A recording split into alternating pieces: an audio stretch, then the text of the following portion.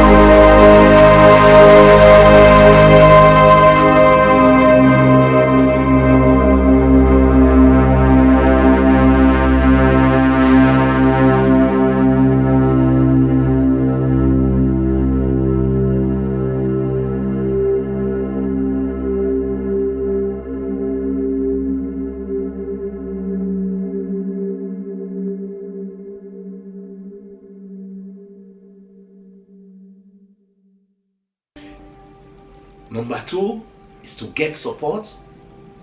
Talk to someone safe, a friend, a family member, or a mentor who listens without judgment.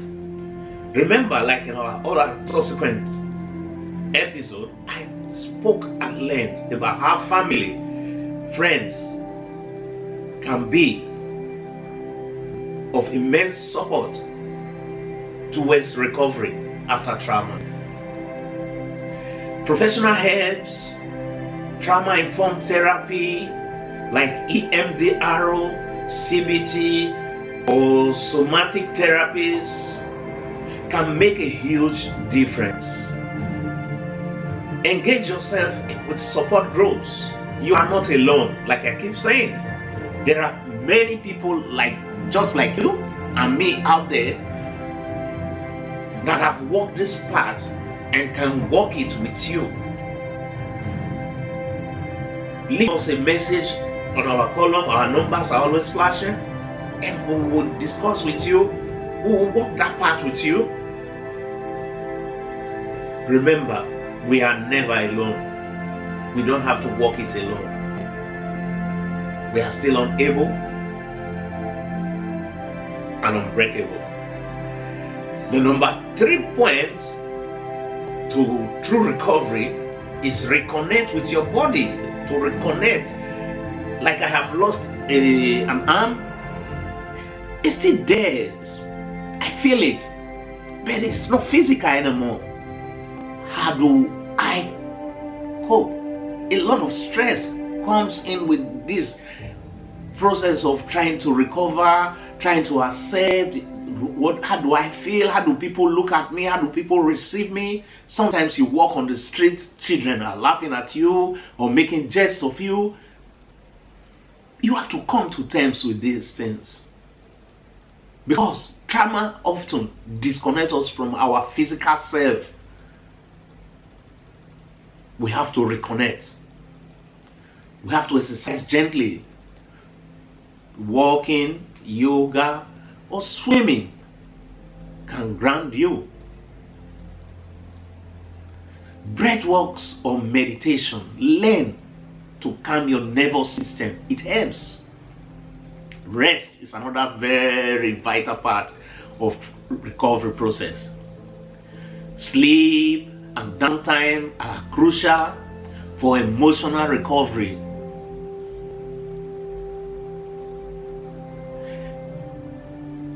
Like in my case, sometimes I used to go to the woods, to the forest, to the walkways and the bush paths, in the farms. I walk alone. I try as much as possible to reconnect with myself, my soul, my spirit. And it helps a lot. Out there in the woods, you get the air so fresh, no distraction. All you can see is you and the universe. Remember, we are never alone. We are able and we are unbreakable. We could have lost a part of our body, but we didn't lose our lives. So let's pick it up. Number 4 on my list is to establish safety. What do I mean by establish safety? You have to create a daily routine with structure. Set boundaries with people or situations that trigger you. Make your space feel safe and calm. It could be very, very, very difficult at the very beginning. When you see little kids or even adults pointing at you as you walk the street with part of your physical body missing, some even make jest of you. So, even among friends, so set your boundaries. Create a safe environment for yourself. Avoid things and people that triggers you to be angry or to feel sad. Avoid it. You must establish safety. It's one of the vital processes to regain yourself.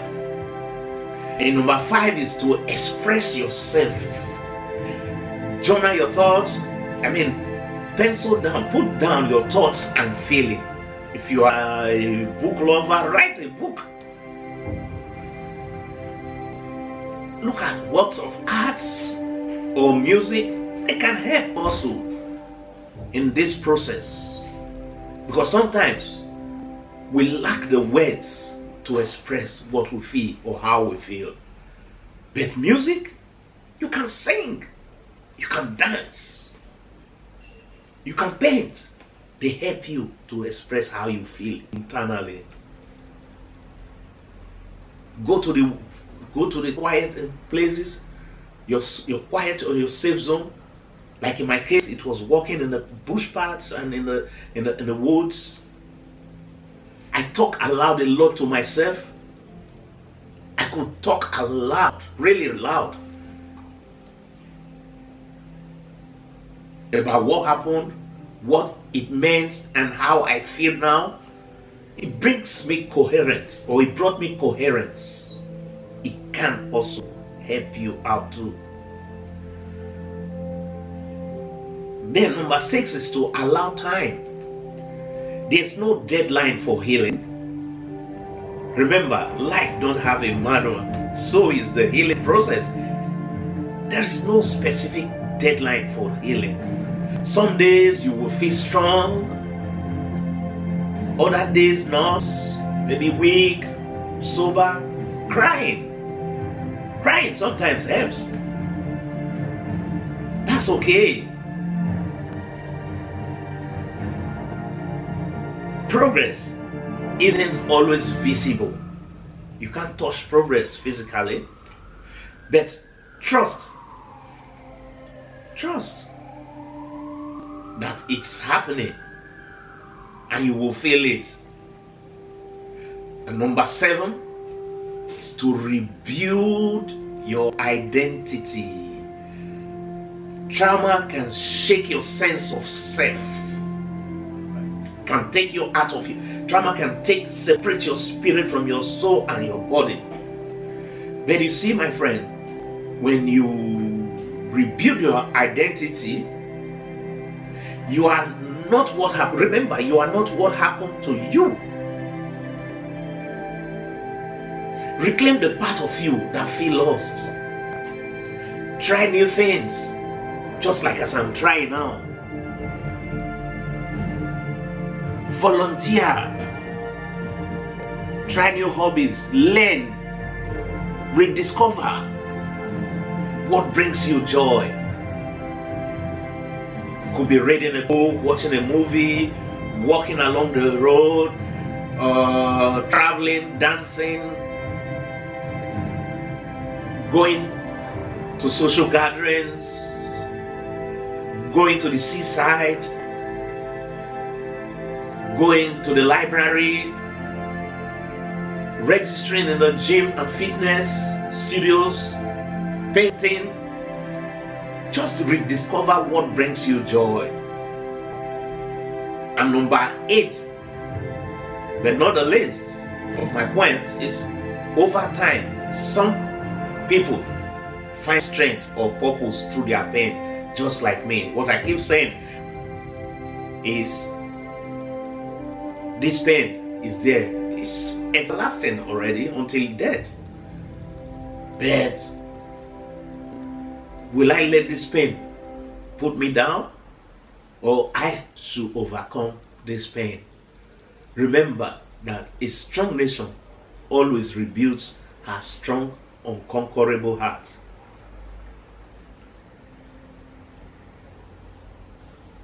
Life is still interesting. Before the accident was another life. And after the trauma, it's a new beginning. We must learn to recover. The process is not easy. Nothing is ever easy in this world. Just remember that you might become a source of wisdom and encouragement to others. others just like you, just like me, and the thousands and millions of people living with disabilities out there. Would you like suggestions for books, therapies, or healing practices tailored to your situation? You can share as much or as little as you like, so that you might become a source of wisdom and encouragement to others. Remember, you are not alone in this, and together we will make a difference in this world. Thank you for your time, and don't forget to hit the subscribe button, and as you support us, we'll come up with new and interesting topics weekly to aid you in this process of recovery.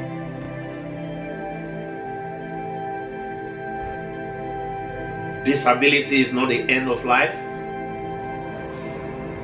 but the beginning of something beautiful, something different, something unique that you alone can feel. Until I come your way again, remember, this is able and unbreakable. Journey we all started together that will bring us peace, joy, happiness, and true recovery from trauma. My name remains most celebrated, Prince Edo Unity, Edo Ayobari. Peace. Shalom.